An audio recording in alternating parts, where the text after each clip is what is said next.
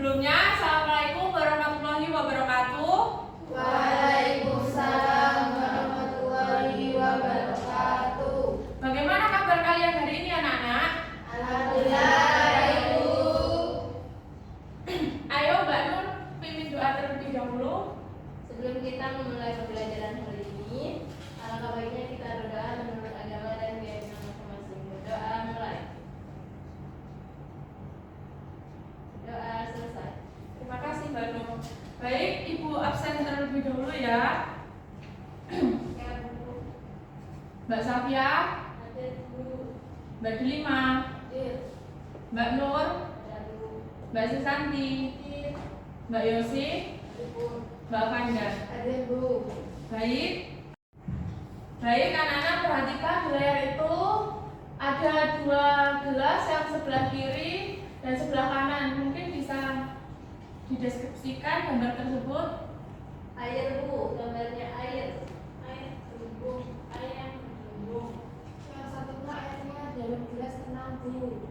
Baik, pada gambar tersebut gelas yang sebelah kiri berisi air biasa, yang ini yang putih. Sedangkan gelas yang sebelah kanan ini berisi air yang sudah dicampurkan oleh minyak yang muncul gelembung-gelembung yang menunjukkan salah satu peristiwa difusi. Selanjutnya Ibu akan menjelaskan tujuan pembelajaran pada pagi hari ini. Yang pertama, merumuskan pertanyaan ilmiah dan hipotesis yang dapat diselidiki tentang transfer membran. Yang kedua, mengkomunikasikan hasil penyelidikan tentang transfer membran menggunakan representasi yang sesuai, menggunakan model pembelajaran group investigation, di mana pada pembelajaran ini menggunakan tiga dimensi yang disebut dengan profil pelajar Pancasila, berpikir kritis dan bergotong royong. Dalam pembelajaran ini memiliki tiga asesmen. Yang pertama, asesmen as learning. Guru melakukan pendampingan dan penilaian saat peserta didik melakukan diskusi. Yang kedua, asesmen for learning. Guru mengamati interaksi kelompok dan memberikan bimbingan.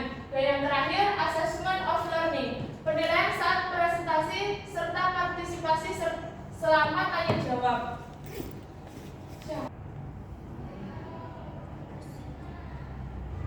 Pada model pembelajaran GI ada beberapa sintak. Yang pertama, identifikasi topik dan pembentukan kelompok. Yang kedua, perencanaan investigation. Yang ketiga, implementasi atau pengumpulan data.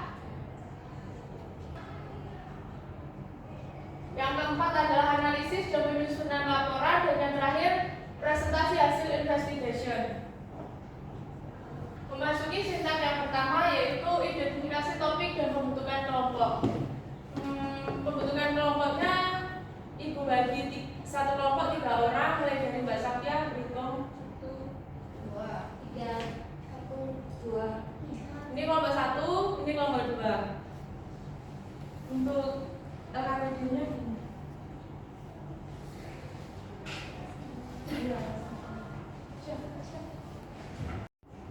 baik, Ibu kan sudah membagikan LKPD kepada masing-masing kelompok.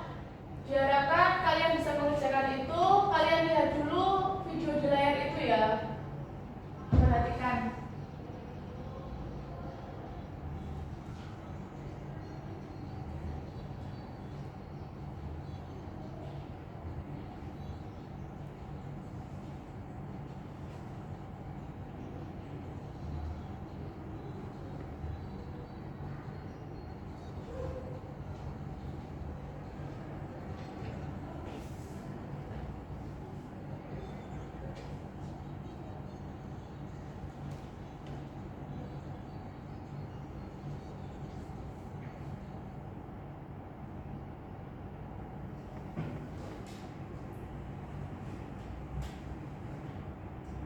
Gimana? Ada kesulitan? Enggak ada Bu. Jangan lupa nanti presentasi ya di depan dibuatkan PowerPoint. Iya Bu. Tapi saya nggak bawa laptop Bu, tapi ada ini. Saya nggak bawa laptop Bu, tapi ada ini. Ngeditnya di HP. Nanti dikirim ke Ibu bisa kan? Bisa. Lanjutkan ya. Iya Bu. Gimana Mbak? Sejauh ini belum ada kesulitanku. Jangan lupa nama sama kelompoknya diisi ya. Ya Bu, baik. Memasuki sitang yang terakhir yaitu presentasi hasil investigation. Mungkin dari kedua kelompok ada yang salah satu ingin presentasi. Ayo kelompok satu.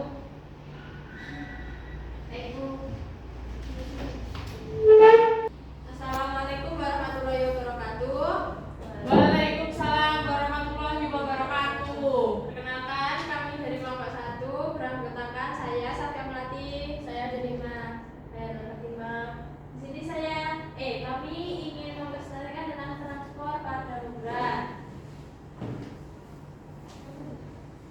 Apa itu transport pada membran? Transport membran adalah proses pergerakan zat seperti molekul, ion, atau nutrisi melewati membran sel. Proses ini penting untuk memungkinkan sel mengambil zat yang dibutuhkan dan membuat zat sisa atau yang terlebih.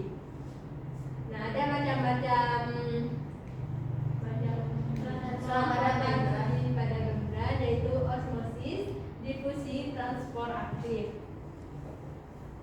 Lalu apa itu osmosis? Osmosis merupakan perpindahan molekul pelarut biasanya dalam air melalui membran semipermeabel dari daerah dengan konsentrasi pelarut tinggi atau hipotonik ke daerah dengan konsentrasi pelarut yang rendah atau hipertonik.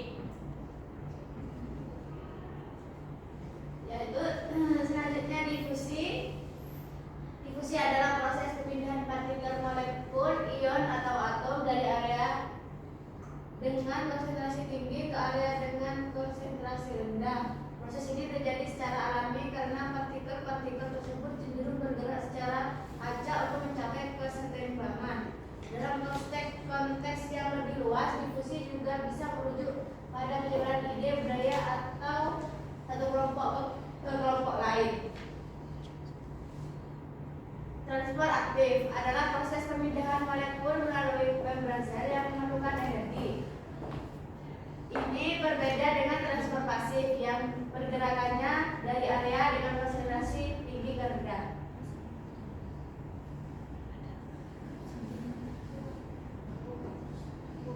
Dari gambar di atas menunjukkan proses peristiwa difusi. Pada awalnya, pada gambar A, segumpal gula dimasukkan di dalam air. Selanjutnya, pada gambar B, segumpal gula mulai larut menjadi molekul gula yang menyebar dari daerah tinggi ke daerah rendah.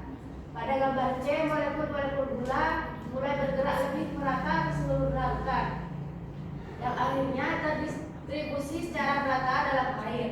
Proses ini terjadi secara alami karena adanya perbedaan konsentrasi sehingga molekul gula bergerak dari daerah konsentrasi tinggi menuju ke daerah konsentrasi rendah. Lalu pada gambar selanjutnya adalah menunjukkan proses osmosis, di mana perpindahan pelarut atau air melalui membran semipermeabel dari larutan berkonsentrasi rendah ke larutan berkonsentrasi tinggi hingga mencapai keseimbangan konsentrasi. Sementara itu pada gambar kedua menunjukkan proses transport aktif pada membran sel, di mana perpindahan ion natrium atau Na+ dan kalium K+ melawan gradien konsentrasi dengan membantu energi dari ATP. Jadi perbedaannya adalah gambar pertama terjadi secara pasif tanpa memerlukan energi osmosis, sedangkan gambar kedua memerlukan energi atau ATP untuk memompa ion melawan gradien konsentrasi atau transport aktif. Transport ini penting untuk menjaga keseimbangan cairan dan potensial listrik sel. Mungkin dari kelompok lain ada yang ingin ditanyakan? Mungkin kelompok 2 dipersilakan untuk bertanya. Saya izin bertanya ya Mbak. Saya minta tolong jelaskan apa yang membedakan transport aktif dan transport pasif. Baik, saya terangkan dulu ya Mbak.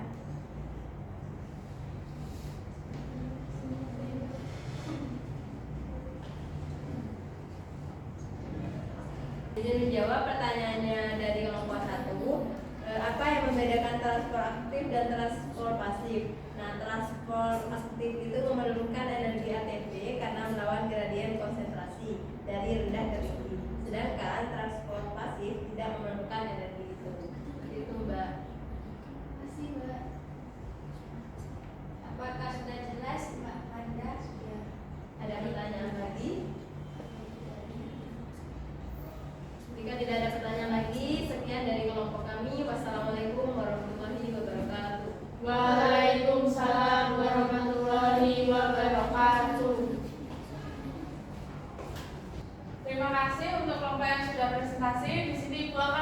memberikan penguatan. Transfer pada memberan sel adalah proses penting yang memungkinkan sel mempertahankan keseimbangan internal atau homeostasis dengan mengatur perpindahan zat masuk dan keluar sel. Membran sel bersifat selektif, artinya hanya memungkinkan zat tertentu yang dapat melaluinya. Berdasarkan penggunaan energi, transfer membran dibagi menjadi dua, yaitu transfer pasif dan transfer aktif. Contohnya adalah difusi sederhana seperti perpindahan O2 dan CO2 berlangsung melalui lipid di layar. Mungkin dari anak-anak ada yang ditanyakan? Ada, Bu. Karena dari kalian tidak ada yang ditanyakan, bagaimana pembelajaran pada pagi hari ini? Menyenangkan. Baik. Ibu ingin tahu untuk refleksi untuk pembelajaran pada pagi hari ini, mungkin dari kalian ada yang ingin disampaikan? Ya, Bu. Ya, Mbak Sarah. Pembelajaran hari ini tuh sangat menyenangkan. Di materi ini tuh saya bisa mengetahui proses terjadinya transfer aktif dan transfer pasif. Baik, terima kasih. Untuk materi ini, transfer pada membran dibagi menjadi dua, yaitu transfer aktif dan transfer pasif yang digunakan pada kehidupan sehari-hari.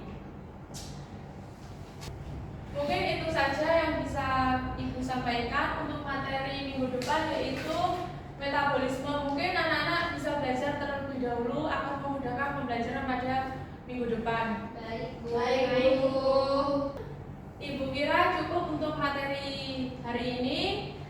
Marilah kita bersama-sama mengucapkan hamdalah bersama-sama. Alhamdulillah.